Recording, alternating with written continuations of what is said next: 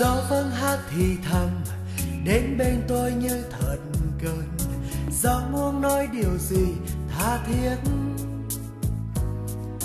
Gió vẫn nhắc một người đã ra đi không trở lại, đã mất chuyện tình không thể quên.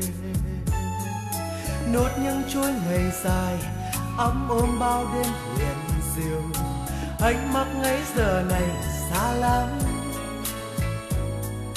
Thoáng phút chút giận mình ngỡ như anh đang thật gần. Gió đánh thức vì tôi ngủ mê. Thắm ánh sáng bước qua đêm thâu, chờ mong ngày mai khắc phở. Và gió vẫn thế, gió mang tôi đi tìm em.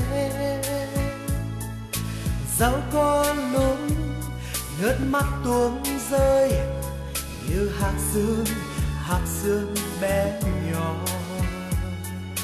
Gió sẽ khắc rì rào, gió du tiếng tôi ngày ngày mãi xôn xao.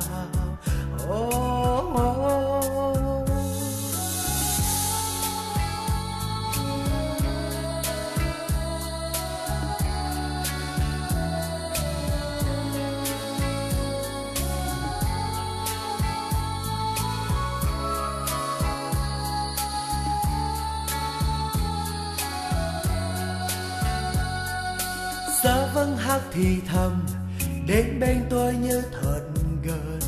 Gió muốn nói điều gì tha thiết.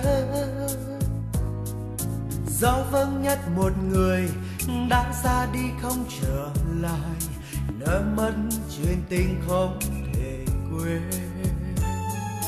Nuốt những chuỗi ngày dài ngắm ôm bao đêm huyền diệu, ánh mắt nãy giờ này xa lắm.